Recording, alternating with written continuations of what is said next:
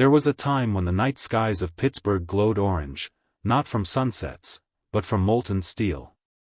The roar of furnaces, the clang of hammers, the sound of trains hauling metal across America.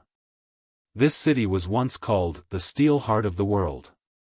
But today, the furnaces are cold, the factories stand empty, and the rivers that once carried life now reflect silence.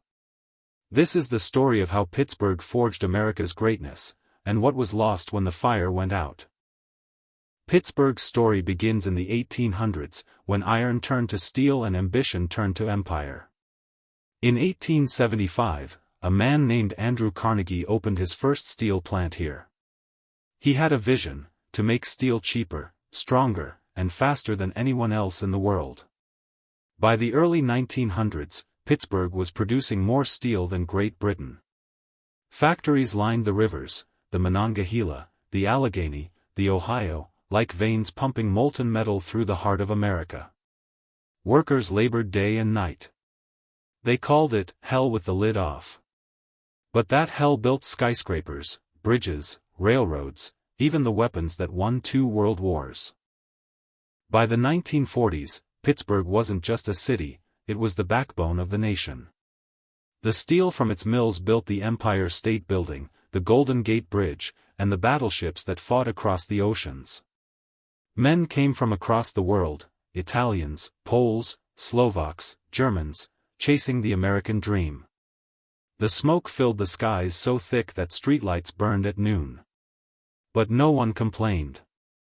Smoke meant jobs. Smoke meant pride. For decades, Pittsburgh stood as the symbol of progress, a monument to what hard work could build. But as the world changed, Pittsburgh didn't. By the 1960s and 70s, foreign competition grew fierce. Japan, Germany, and South Korea began producing cleaner, cheaper steel. Meanwhile, American mills aged. Machines broke. The workers grew older, and modernization came too late. The sound of the furnaces began to fade. Entire neighborhoods that once lived off steel started dying with it.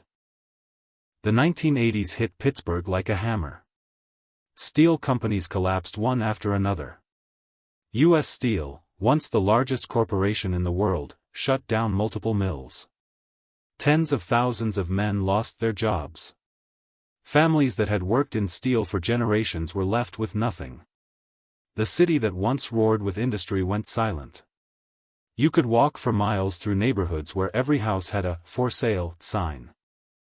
But Pittsburgh didn't stay down. The people who built America's might refuse to let their city die. Through the 1990s and early 2000s, a transformation began.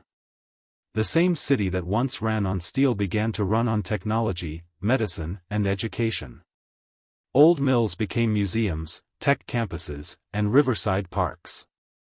The skyline that once glowed with fire now sparkles with glass and innovation. Yet, beneath that progress, the ghosts of steel still linger. In the rusted bridges, in the silent smokestacks, in the memories of those who gave their lives to the furnaces. Pittsburgh's story isn't one of failure. It's a story of transformation, of how a city burned, collapsed, and rose again from its own ashes. The furnaces may be cold. But the fire that built America still burns in the hearts of those who remember. Because every bridge, every skyscraper, every beam of steel that touches the sky, still carries the fingerprints of the men and women of Pittsburgh. This is more than history.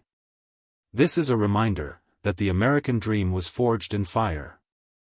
And this is another chapter of forgotten America.